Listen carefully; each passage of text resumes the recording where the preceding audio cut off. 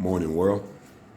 So I'm sitting here at 8 o'clock in the morning in my garage, having a moment. Today is a very special day. Today is the first day of the rest of my life. Today, as my son Noah said last night, everything that we've done, leave that door open, baby. Leave the door open here. Everything that we've done for the last year, 1 month and bit has been geared towards this moment, towards today. And now we're here. Today, I'm getting married to the most wonderful person I know. And I don't know, I guess I'm feeling a little bit nostalgic, I guess you could call it, or whatever you want to call it. I just thought I wanted to make this little post here and just, share this little fact with the world, is that, the 5 people that are going to see it. But yeah, today's a good day. Today's a great day. God is good. And we couldn't have made it to this point without him. We acknowledge him. We glorify him. We lift him up the same way that he's lifted us up throughout all of this, through it all, yeah. And one love. Because I think that there's a fallacy out there that suggests that it's only little girls that want to get married, that want to grow up and get married. And that's not a true statement, because the little boys want to grow up and get married too.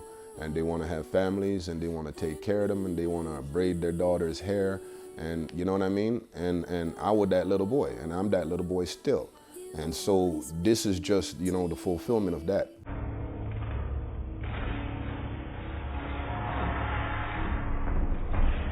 My sun, my moon, my stars, the time for words is past. What more is there to say? There is always a time for words, sweet words of love and affirmation. Stolen kisses and I love yous.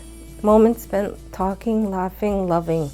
All I have left to say is with my God and you, I am finally complete.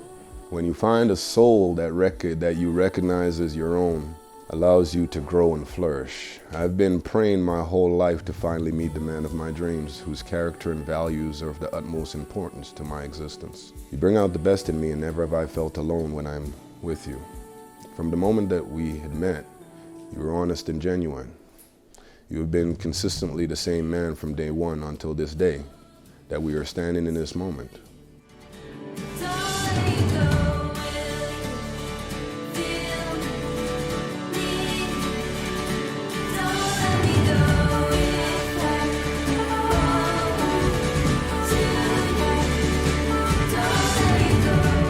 My love for you grows stronger every day, and that there is no amount of words or gestures that can express my feelings of joy, enlightenment, and deep love for you. Your love for God above all else is our foundation to bring strength and guidance to our union. I have been given the ultimate of second chances, and it will be the last one I require. I prayed for years asking my God for you, and in this infinite wisdom, he decided I was ready. One night as we were watching a movie, I realized that God had placed you on my journey, and at that moment we crossed one another. We were ready to journey together. I was that woman that you have always wanted and needed. I love you, baby, my moon, sun and stars. Rachel. And so yeah, don't ever ask me a silly question again like why I married her. That was good.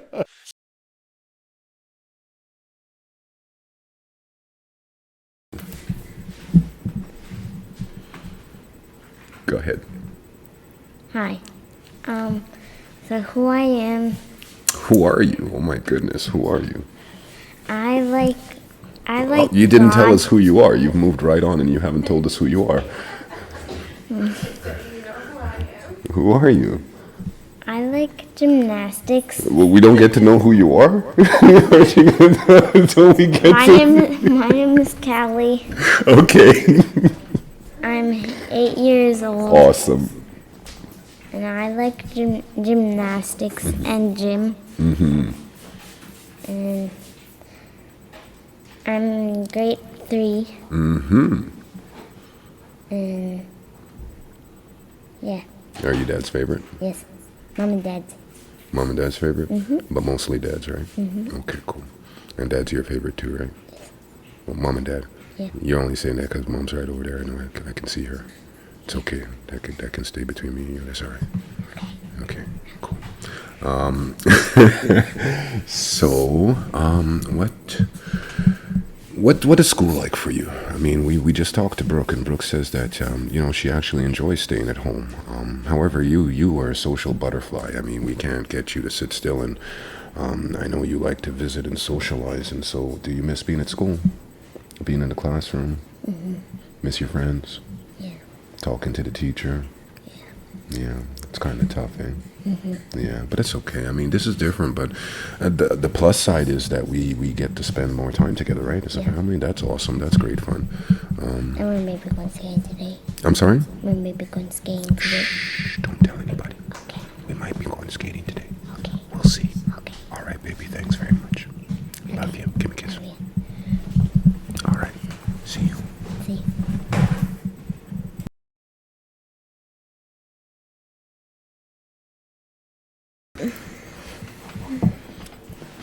Hi, my name is Brooke. I am in grade 5 and I am 10 years old. I like to dance, sing, and my favorite color is blue. And my favorite shade is black. I am in virtual school and I like staying home. So you don't miss being in the classroom? No, not at all. Not even a little bit. Just like being able to roll out of bed and but we don't do that. We don't roll out of bed and go to school. We are actually very busy. Yeah, virtual school is challenging. As parents, I mean, obviously it's something that's it's challenging.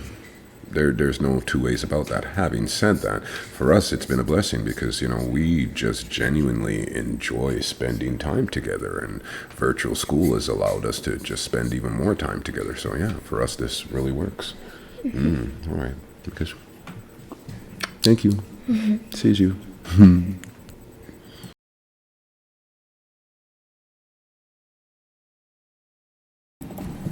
Hello, my name is Justice, and I am 12. And well, what I like to do, or what I just like, period, is I like to read. I like to, play anything really.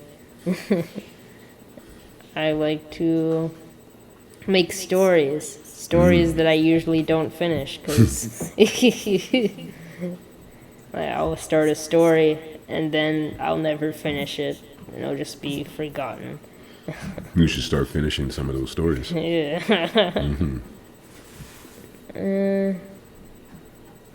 I hear you're working on a novel. Yeah. I'm also working on a novel or book. It's got 2,000 words. It's called Shovel Knight, The Shovel of Hope. Okay. What's it about? What can you tell us? Well, so the knight named Shovel Knight, he's just going about his usual day. How it always goes around, how he always is, until he falls into a hole and discovers something, let's say, interesting inside of the hole. Basically, I actually haven't gotten that far yet of what was actually going to be. So, yeah. Do you have any idea where the story is going to go? Conflict resolution, problem, reaction, solution. Create a problem. What's the reaction? And then you give the solution. Do you have any of that yet? Yeah, I have it. Oh, okay, but we're gonna have to Okay. wait like the rest of the world, right? Yeah. Okay, cool. That's cool. Let's talk real quick about you. You actually have some pretty specific health concerns. right? Let's talk about that for a little bit, as much as you're willing to share. Do you know the name of your condition? No, actually, I don't. You don't, okay. I've been remiss because Justice just moved in with us full time October of last year. So he's now living with us full time. That was a 3-year court battle, and by grace, God won. Right? When you learn to let go and let God, He don't lose no battles. God won, and by extension, the family won. Justice. So your condition is Kiriano syndrome. Is the name of it? Kiriano syndrome. You might have heard Hirschsprung's. You might have heard that because for a lot of years that's what I was told your condition was, but it's not. It's Kiriano syndrome. That's what the doctor told me. I got that directly from the doctor, and it is presently there is no cure for that condition, and it is a lifelong ailment. However, we are learning to live with it. And just because you have that condition, it doesn't mean that you can't still live your best possible life. I mean, there are limitations that you have. There are certain restrictions that you have. However, none of those restrictions have anything to do with your physical or mental capacity. You can run, you can jump, you're supposed to be able to do all those things. So that has been the focus since Justice has been with us, is just to get him up to the same level as his brothers, his other siblings, his other brothers and sisters, and he's doing great. He's out there. He runs with us. He trains with us. He does push-ups to the best of his ability. He does sit-ups to the best of his ability, and it's really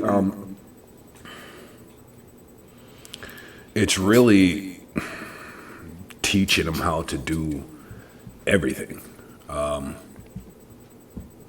from running to how to do a push-up to just how to even stand up and hold your posture correctly. All those things, and through no fault of his own. And to his credit, he's out there and he works just as hard, if not harder, than anybody else. And the thing that I admire the most about you is that you never get discouraged. You never feel sorry for yourself. You never mope about. You never quit. You never get upset that that person is so much better than me, or they're so much faster, and I'm just not gonna. This is impossible. There's nothing. You just put your head down and you grind. You just grind, and I love that. I love that because that right there. I don't know nothing but hard work. I'm not at all sophisticated. I'm not all that complicated. I'm just a simple man, and I know God and hard work. I know prayer and hard work, and I've never had a problem that prayer and hard work couldn't overcome. And so as a result, I teach those lessons to my children, and I'm telling you the same thing, man. There's nothing in your life prayer and hard work can't overcome. So you keep grinding, man, and keep writing that book and finish some of those stories. You know what I'm saying? Mm-hmm. And we'll do this. Everybody, you get a chance to talk to everybody again eventually. And thanks for your time, man. I appreciate you. All right, talk to you later. Yeah.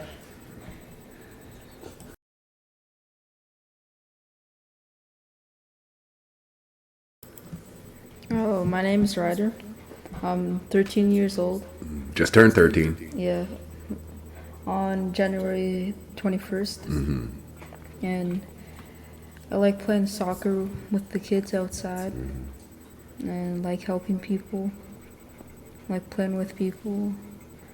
And my favorite sport is hockey.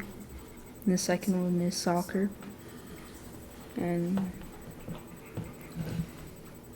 I don't like mushrooms. No, he does not like mushrooms. And he's learning to like fish. Learning to like fish. Now, Ryder's such an interesting dude. So when I first met Ryder was, he's literally half the size that he was, even though he's grown couple feet. He was a big dude. Like, I mean, he was a heavy set dude.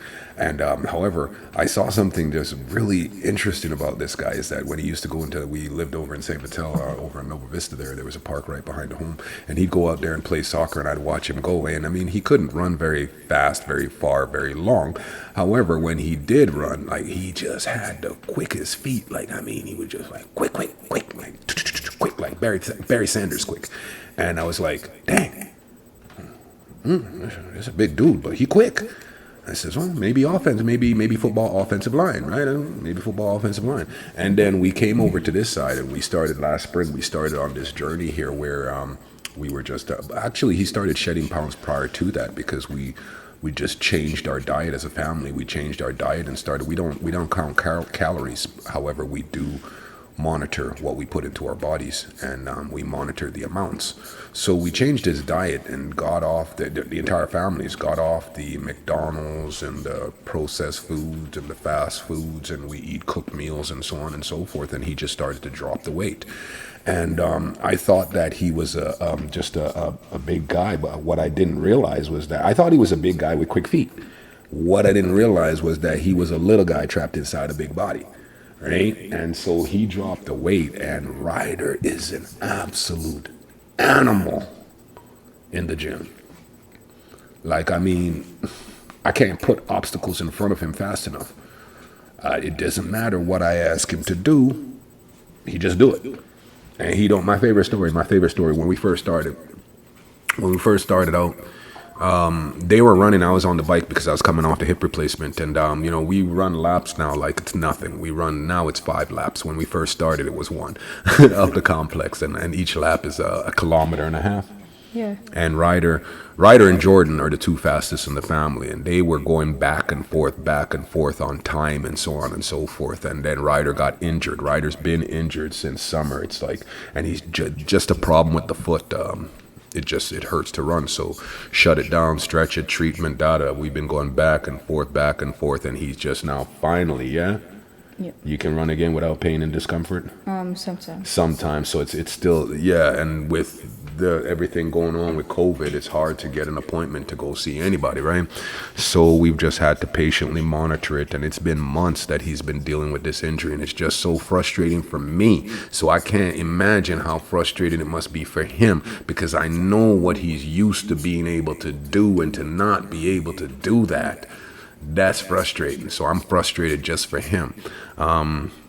But so when we first started out, right? So we come in on the on the back end of the first lap, right? Just to end the first lap in front of the house here, and I'm on the bike, and I saw something in Ryder's eye that day, and I was just like, man. And he's tired, and he wanted to quit. I'm like, don't you quit? And I jump off the bike, and I'm running beside him, man. I'm like, don't you quit? Don't you do it? Don't you? And man, that dude ran until he collapsed, and he collapsed on the ground, and he just started crying, and he was just exhausted and spent.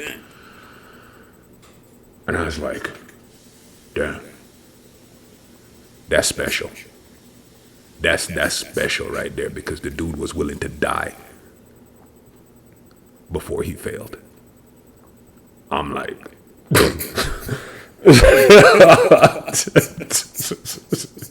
that's special, man.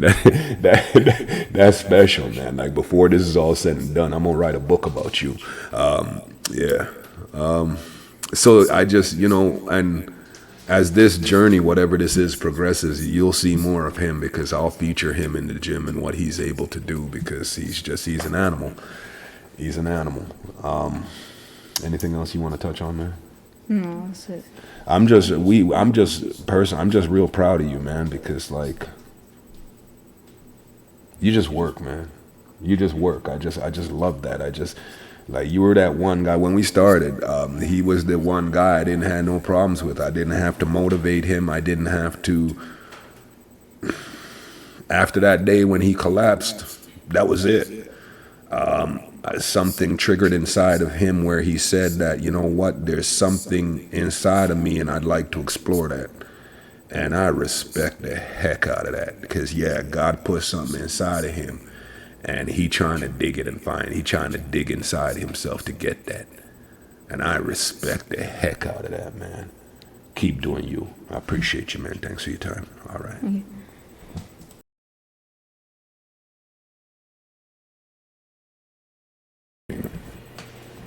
Hi, my name is Phoenix. I am 14 years old. I am in grade 9. I like to bake. I like to play with my siblings. And I like to play with Bentley. What about dancing? I like to dance too. What's school been like for you? Good. The change, you know, the idea of not being in the classroom with your teacher and friends, and you know, having to go to school remotely. What's that been like for you on a personal level? Fine. Yeah, you're coping with that well. Don't miss going to school at all. A little bit. Yeah, but I mean, these are challenging times, and then the Simpson family, we just adapt and overcome, right? Yeah, I mean, this is when you see what kind of stuff you're made of, right? You have two choices: you sink and swim, or you adapt and overcome, right? So you are, I mean, the jack of all trades in the home here. I mean, you cook, you clean, you bake. You've recently taken up doing nails and hair, all of that. What's next? What's next for Fifi?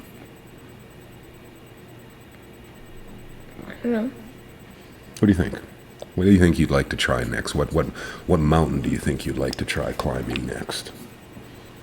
If you had to give it some thought. Baseball. Really? Isn't that interesting? Baseball.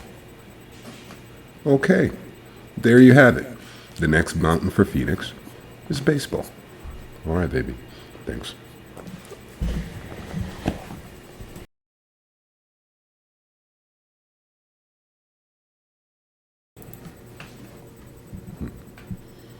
Go ahead. Oh, okay. Hi, my name is Jasmine. I'm 16 years old. I go to Sisler High School. I'm in the 11th grade. This is Bentley. This is Bentley. Say hi, Bentley. Look at the camera. Look at the camera, Bentley. Hey. He's 5 months old. We got him in October. We sure did. He's gonna be trained to become a support animal for me. It's just to help with my anxiety in public spaces and yeah. And as you can see, Bentley is just freaking awesome. It's almost as awesome as Jasmine. So Jazz, we've been talking to your sibs, and we've talked about your interests outside of Bentley. Where do your interests lie outside of Bentley? I like to paint acrylic. Yes, she is fantastic. We have some of her works up around the house. I had to buy those. I don't mind. I got them cheap. I used to play guitar. I haven't been playing much lately. I like to do my hair and makeup and just get dressed up and Not walk go around anywhere. the house. It's awesome. Yeah, we have a content fashion show. So what has school been like for you? Is that that's not tough for you because you're the recluse, right? You don't like public spaces. You don't like being around a lot of people. I mean, you never really much cared for the classroom. You and Mom are similar in that regard. So this has not been a hardship for you, I would say. Pretty much the teacher's job is like they're not doing it very properly and just making sure like everyone's like doing what they're supposed to do. Yeah. Like giving all the information for all the assignments. So that there's a disconnect. I mean, but this is new for everybody. This is new for everybody. So I mean, let's offer these teachers some grace as well. I mean, this is new for everyone. And from what I understand, I actually just saw. This is interesting that we're having this conversation because I just saw a TikTok video yesterday or the day before. And this young lady, she's a teacher somewhere in the States, and she was 2020's Teacher of the Year, and she's resigning. She's been forced. She feels she's been compelled to leave her position because the school board and they're asking her to do too much because she's doing virtual school plus she's doing her regular class load. So she's teaching just like your teacher there. She's the one in English. I see her. She's in the classroom and she's also engaged with you virtually. Yeah. So she's teaching all the teachers, the students in the classroom, and on top of that, she has to be accountable for the teachers, the students that are learning virtually. So I mean, this is challenging for everybody involved. And I mean, I don't want to sit here and say that hopefully next year they'll have the bugs worked out. I don't want this moving forward. I don't much care for this separation of people. I think that under God, we're built for fellowship. We're built for fellowship first with God and then fellowship with one another. And this, whatever it is, and without speaking to any of this, the biggest harm is that it is separated us. And and I don't think that that's a state of natural being for us as human beings. And I don't want us to get used to the idea of being separate from each other. You know what I mean? Yeah, that's just an opinion. Anything else you want to touch on? No. No, we good. Awesome. Great videos with Bentley, by the way. Stay on top of that. I think that Bentley's is a real hit. We love them lots. Thanks very much, sweetie. We'll talk to you later.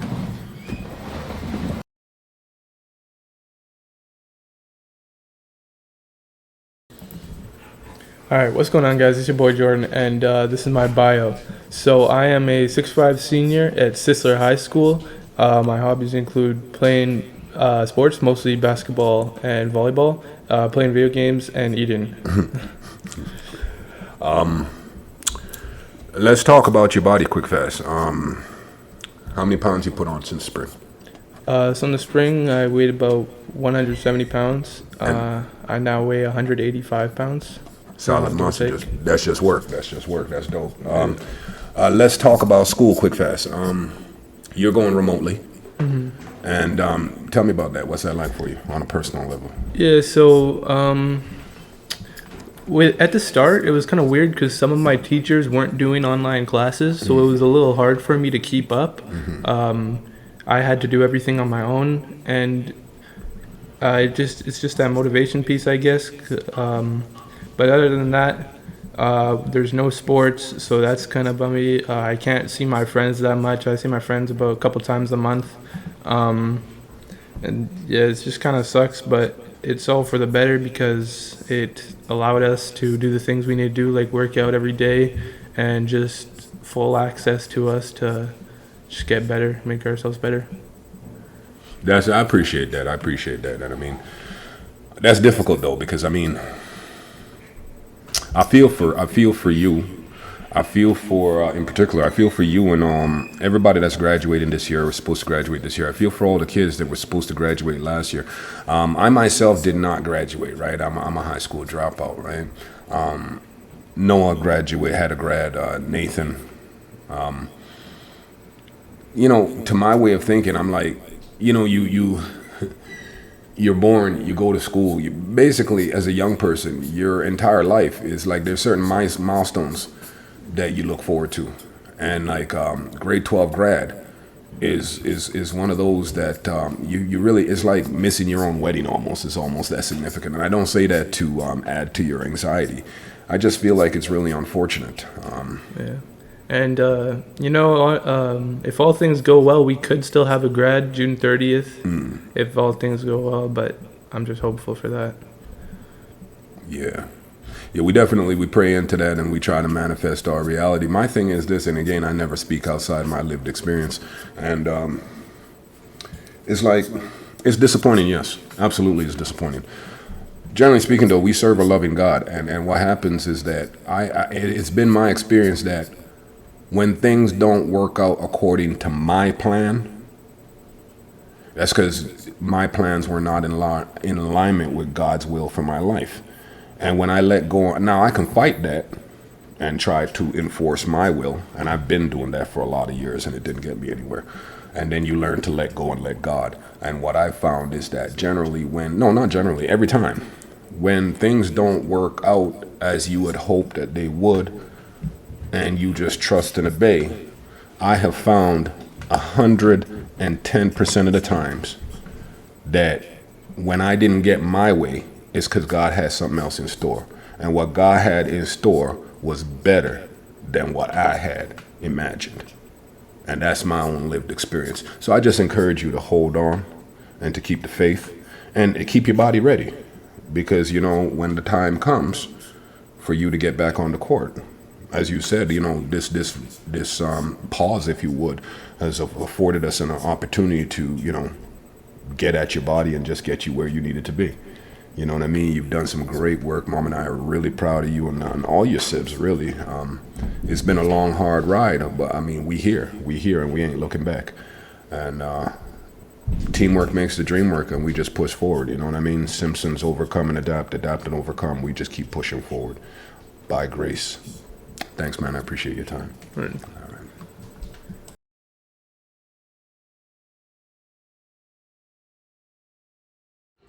Yeah, I mean, like I got it. Yeah, I usually just wing stuff anyway, so. All right, you ready to wing it there? Yeah, I'm ready. I'm always ready. You ready? All right, you ready? Yeah. All right, well, go. All right. You on? All right. You been on? Oh, you recording me? Oh, heck yeah. Gotta keep it natural and real. Yeah, you been on. What's going on, guys? It's Big Noah. That's My right. name's Noah Simpson. I'm the second oldest of 10. That's right. Yeah. I'm 22 years old. Yeah, I graduated high school in 2016. Done 2 years, 1 year of university, 1 year of college. In my third year now at college. I go to Keanu College in Alberta, Fort McMurray. Yeah, I'm 6'8". Played sports my whole life. I'm still playing basketball. I'm still trying to do that thing. And, just been training hard and waiting for an opportunity when stuff clears up, hopefully, get into some kind of tryout or whatever. And, yeah, you know what I'm saying? I just do me. I work security, working hard. Been working hard the past year. Been going crazy. And, yeah, I've been doing security since I was 18 years old. Got my first job with Guy. I was standing next to Guy when I got that job. Dude came up to me. He's like, yo, you want to work next week? I was like, yeah. That's how I started. That was like, damn, that's like 4 years ago now. So now I got a real security job. So, yeah. What do you feel about, how you feel about this whole thing here? Because you were supposed to go back to college this year. You were supposed to go back to Keanu, and now you're studying remotely just like everybody else. So, you want to touch on that? How you feel about that? Yeah, that was a bittersweet feeling for me. Obviously, it sucked because the season got canceled. And my coach told me, like, yeah, we're good to go. You're going to be coming here in, October or something. Last year, I went there in August. So this year, I was getting like 3 months at home or whatever. Or 2 months at home or whatever. So that was cool. But I was just waiting for that final decision. They made it like October and November, like 15th. They decided to shut the season down. So that sucked. Canada West shut down too, so it was only we kind of knew that was gonna happen. Mm-hmm. So yeah, I've just been doing. It's nice being able to do school from home though, not having to leave again. And I was excited though for the year because I was getting my year of eligibility back from last year, so it was still only my second year for basketball. For basketball, you get 5 years of eligibility in Canada to play university or college. And they're giving me our year back from last year because we finished our season, but nationals got shut down and provincial, all that got shut down before we actually finished. So it was a free year, free for both basketball and school because I get my schooling paid for. So I was excited for that, and it didn't work out, so it is what it is. So now it's just stay on the grind, stay ready, and just, prepare for the future and wait for the call. Yeah, just waiting for shit to be over, I guess, Stay ready. Yeah. Stay hungry. All right. Appreciate you.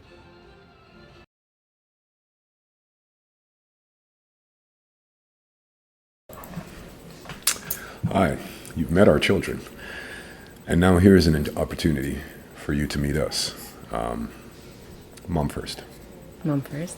My name is Rachel. Your full name, please, my love. Rachel Simpson. No. My full name. My name is Rachel Lee Simpson. No. More. Nidijinikaz Rachel. Sorry. Rachel Nidijinikaz. And my spirit name is Brown Thunderbird, woman bringing good things. Brown Thunderbird woman bringing good things. So yeah, that would be what I was told. Good things were children. I received that with the first child that I delivered, and out came 5 additional, and then 4 more. So yeah, I'm mama to 10, and yeah, we have a big family. I'm currently a full-time student with the University of Manitoba. I'm in my 3rd year. And what else is there about me? I'm a princess. Well, I should say queen. However, yeah, I'm very blessed. My love and my children are very attentive, and we all make the ship go. Let's talk about 4 F's for a minute, baby. What are the 4 F's for you? For me, it's faith, so our spiritual connection, our family, our the 2 of us and our children, fitness, and well, fitness, we're always every day engaging in some kind of activity. Usually not alone, it's a family effort. And then food. Food is very important, and I guess the education behind that is finding what works for us as an individual and as a family, and just to feed our soul and to get rid of a lot of the preservatives that we find in the store, because we know it's not good for our children. And everybody's going to have a love and hate relationship with food. However, food is important. It's the fuel for our tanks for the day, and it can either lead us to have a good day or a bad day. So choose wisely what you put in your body. Absolutely. And what's school been like for you, baby? School? Remote learning and university level. For me, because I have social anxiety, so it's been a benefit. Go in the room, go to class. I don't have to go sit in a class as being a mature student. You're in a class with 200 students who are teeny boppers, and now I can just sit at home and take my classes and enjoy it and actually be fully engaged. And yeah, I think the only downside is the not lack of support, but the one-on-one support where you're actually able to get things done with a tutor or somebody meeting them face to face, instead of going across platforms and sharing work, and then something that would have took 10 minutes in person is taking an hour. Right. That's gotta be.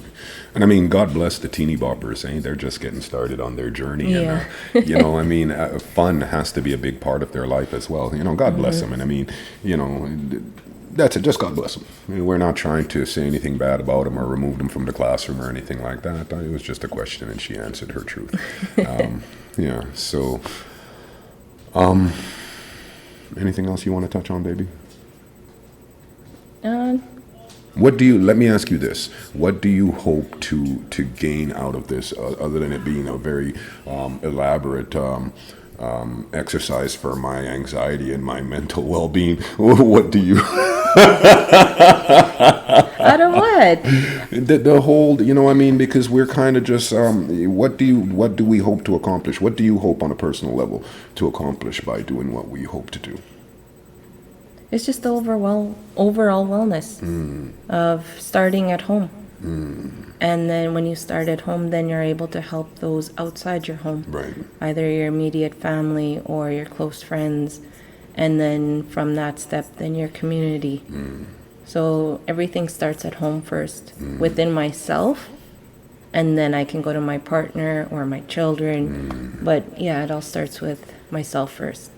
And that's so interesting, because I had to learn that, and she had to patiently teach me that, because last spring I was in a place where I was out here trying to save all 7 billion people on this planet, and she sat me down and said, why don't we start with just our kids?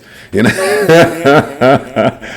I was like, it was so hard for me to not let go or prioritize my family over those. Not that. It's just, I mean, I live to serve. I have a servant's nature and spirit. And the idea that you can bring a horse to water, however, you can't force them to drink. And so we have influence here in our home.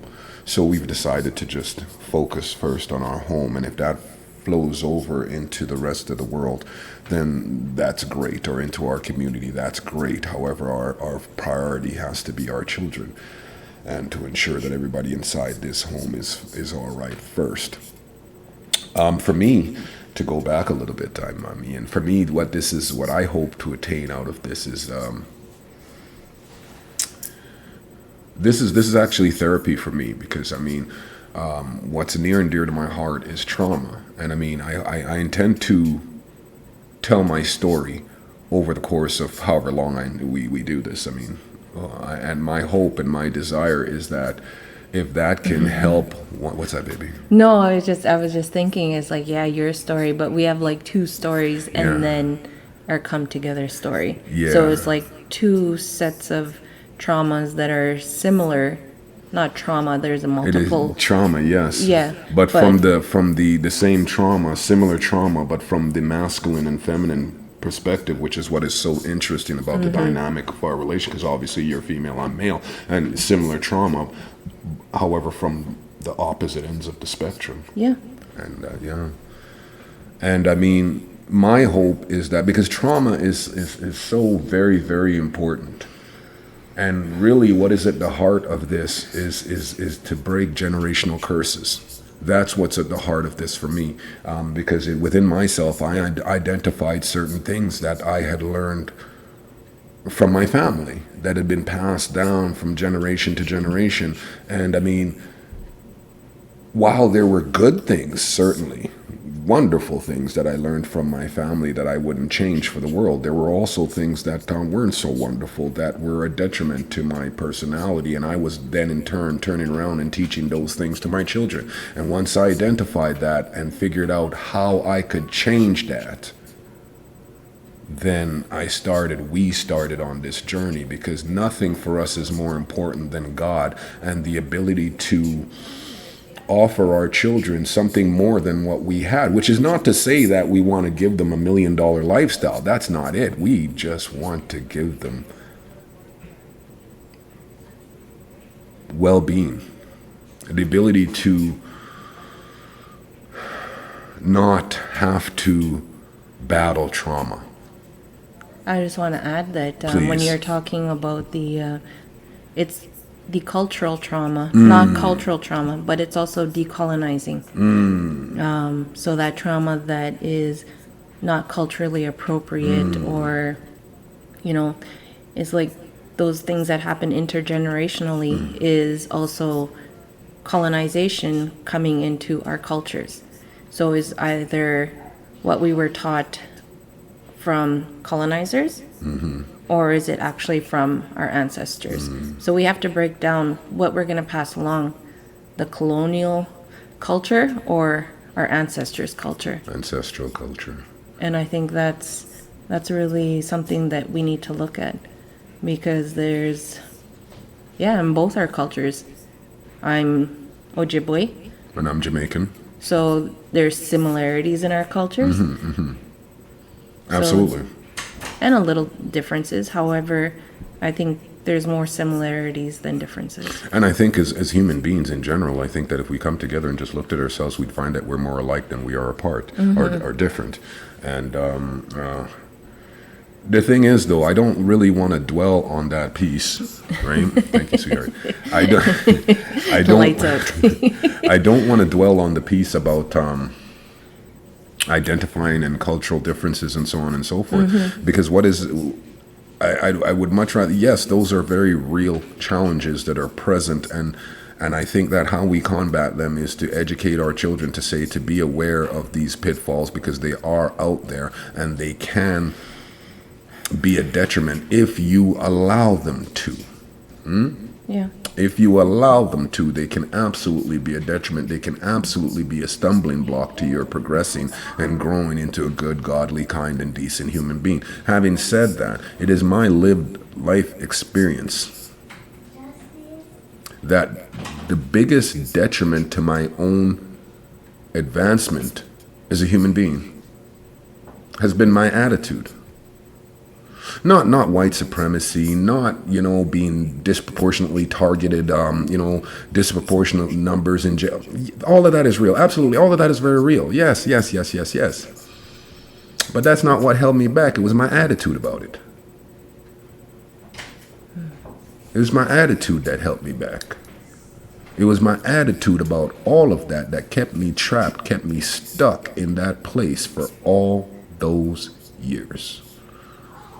So now I've changed my attitude. I've learned to lean on God. I've learned to trust in His Word. I learned to lean not on my own understanding, but rely on Him to provide for me and my family. Because it's been my experience that even though I wasn't willing and ready at the time to receive the blessings He had for me, He always put people in place, in position, every step along my journey to help me. And it was me that wasn't ready to receive it at the time.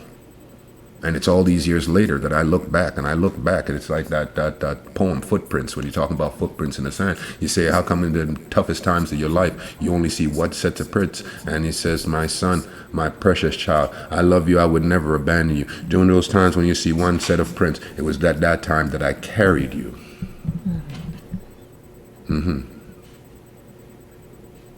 Right?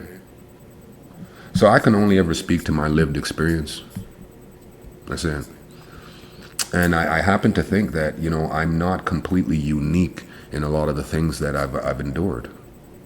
And I happen to believe that in my quest for self-actualization, to reach a point, the things that make me happy, being a good, godly, decent person, I have much to atone for. I've sinned a great deal in my life. I have much to atone for. I've left it at the feet of the cross. I've left it at the feet of my God, and He says that go forth and sin no more, and I try to do that. This is food, as Mom said, this is food for my soul. This is me trying to make it right, trying to be deserving of His blessing, trying to be deserving of His forgiveness, trying to be deserving of His grace.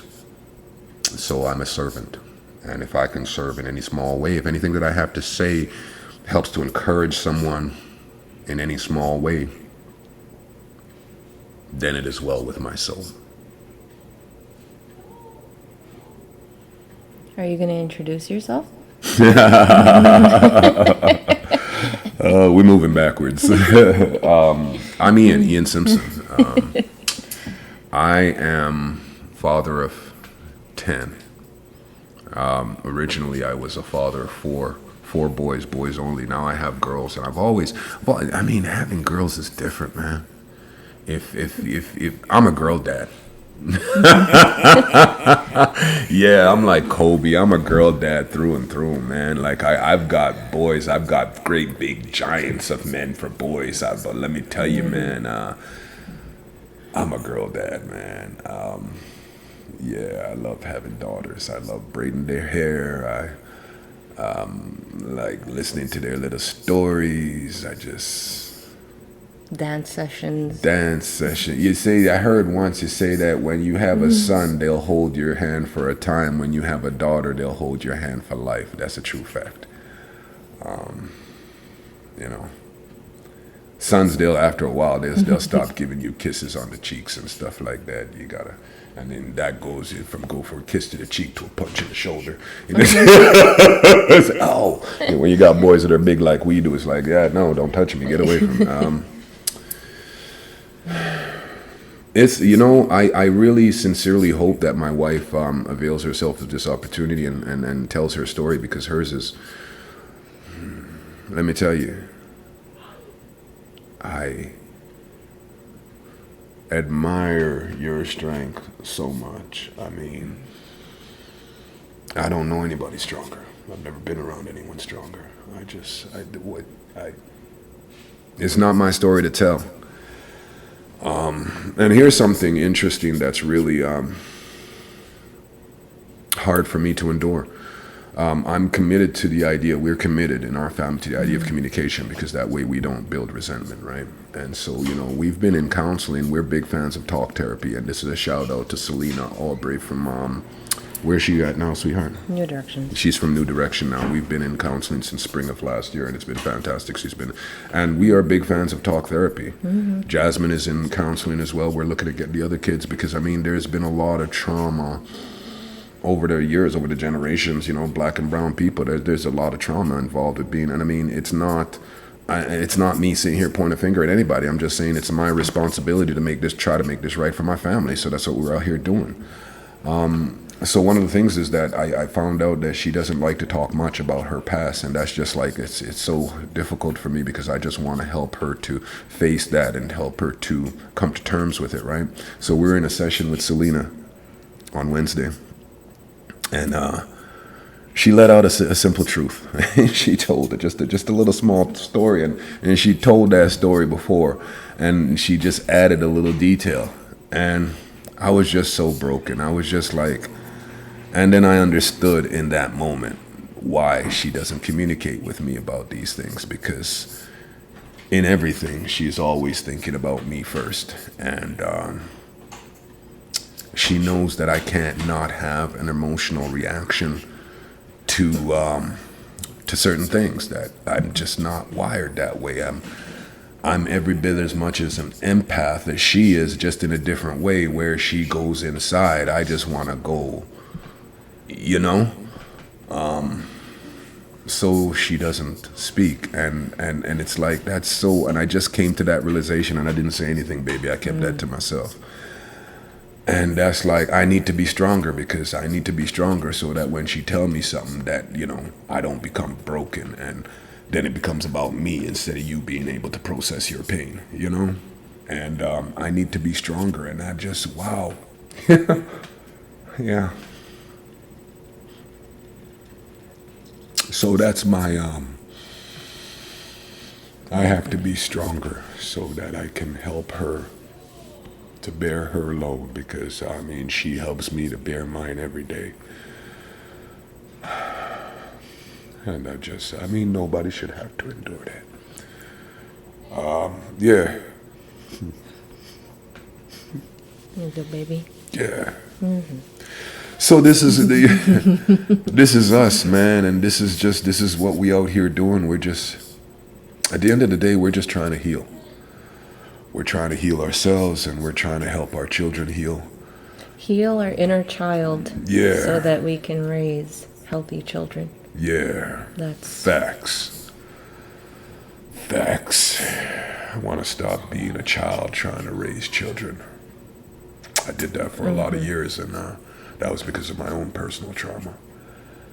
And so we're doing a new thing, and we're hoping maybe that you'll feel that you want to try to do it with us too, or even if we can offer you some encouragement or a word, anything. We're a big family, man. We're a big family, and we're big blended family, and we're not the only big blended family out there. We're not perfect by any means or by any stretch of the imagination. There's a lot of stuff going on in this house that don't make it off the editing floor. Or we don't catch them because, like, Callie is the biggest character running around like a horse, and it's There's a lot that go on in the Simpson family home. And there's a lot that goes into keeping this ship running in the right direction under the leadership of God. However, it works because we work at it. We work at everything, and we work at our relationship. Oh, yeah. We work at communicating with each other. We work at everything. We intentionally look at everything, and when we see that something is deficient, or we attack it, and we say, let's go, let's see what we can do. We sit down, we have a planning session, and we plan for it. We say, how can we attack this, and how can we fix this, how can we help our children to live their best lives.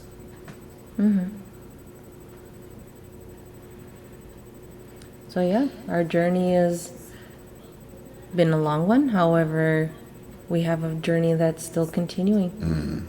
And it's just that now people can see us on our journey and, ask questions or even advice, especially because we don't know all the answers. Yeah. But we seek, we learn. We're constantly learning. Yeah. Constantly trying to learn. Because I've come to the conclusion that I know nothing outside my own lived life experience. Ultimately, I'm just accepting someone else's opinion. That's it. So I'm open. I'm just committed to being water. Flow. And I'll end with this. In 2016, not all that long ago, I was sitting in a jail cell writing my parole letter. And I remember one of the things that I wrote in there in conclusion in that letter, while I was asking these people to release me early and trying to give them reasons as to why they should. And I says that my story is not yet written. And I turned the page. We on that next page. I hope you'll stick around to find out where it leads to.